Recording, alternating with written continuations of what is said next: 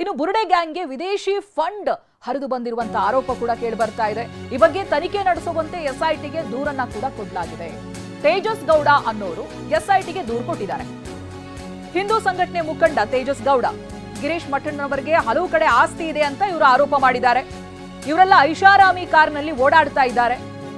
Sameer AI ವಿಡಿಯೋಗೂ ಲಕ್ಷಾಂತರ ಖರ್ಚಾಗುತ್ತೆ, ವಿದೇಶಿ ಫಂಡ್ ಇಲ್ಲದೆ ಇದು ಹೇಗೆ ಸಾಧ್ಯ ಅಂತ ಪ್ರಶ್ನೆ ಮಾಡ್ತಿದ್ದಾರೆ. ತೇಜಸ್ ಗೌಡ ಹಿಂದೂ ಸಂಘಟನೆ ಮುಖಂಡ ಇವರು ಆರೋಪವನ್ನ ಮಾಡ್ತಿದ್ದಾರೆ.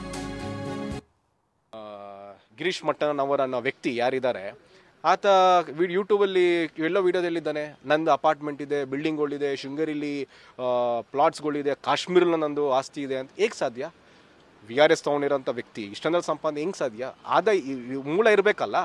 ಹಾಗೆ ಅದನ್ನೆಲ್ಲ ಬಯಲಿಗೆಳಿಬೇಕು. ಮತ್ತು ಯಾರ್ವ ಜಯಂತು ನನ್ನ ಮಕ್ಕಳು ಫೀಸ್ಗೂ ನಂಗೆ ಕಷ್ಟ ಆಗ್ತಿದೆ ಅಂತ ಅಂದವನು ಇವತ್ತು ಲಕ್ಷಾಂತರ ರೂಪಾಯಿದು ಗಾಣದ ತೋಟ ಇದೆ ಮತ್ತು ಓಡಾಡ್ತಾರೆ ಅಲ್ಲಿ ಇಲ್ಲಿ, ಹೇಗೆ ಸಾಧ್ಯ?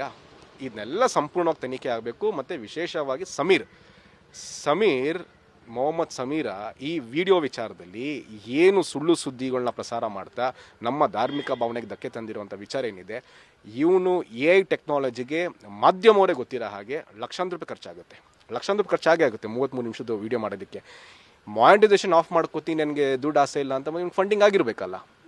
ಈಗ ಇರೋ ಮಾಹಿತಿ, ಈಗ ಚರ್ಚೆ ಆಗ್ತಿರೋ ಮಾಹಿತಿ ಪ್ರಕಾರ 300ಕ್ಕೂ ಅಧಿಕ ಕಂಟೆಂಟ್ ಕ್ರಿಯೇಟರ್ಗಳು, ಯೂಟ್ಯೂಬ್ ಇನ್ಫ್ಲುಯೆನ್ಸರ್ಸು, ಟ್ರೋಲ್ ಪೇಜಸ್ಸು ಅವ್ರಿಗೆಲ್ಲ ಪೇಮೆಂಟ್ ಆಗಿದೆ ಅಂತ ಈಗ ಮೊನ್ನೆ ಯೂಟ್ಯೂಬರ್ ಆರೋಪ ಮಾಡ್ತಿದ್ದಾನೆ. ಅಂದರೆ ಉದ್ದೇಶ ಏನಿತ್ತು? ಇವ್ರಿಗೆ ಫಂಡಿಂಗ್ ಮಾಡ್ತಿರೋದಾದ್ರು ಯಾರು? ಅವ್ರು ಬಯಲಿಗೆ ಬರ್ಬೇಕು. ಏನಕ್ಕೆ ಅಂದರೆ ಅವ್ರು ಫಂಡ್ ಮಾಡ್ತಾರೆ ಅಂದರೆ ಅವರ ಉದ್ದೇಶ ಏನಿತ್ತು? ಗಿರೀಶ್ ಮಠ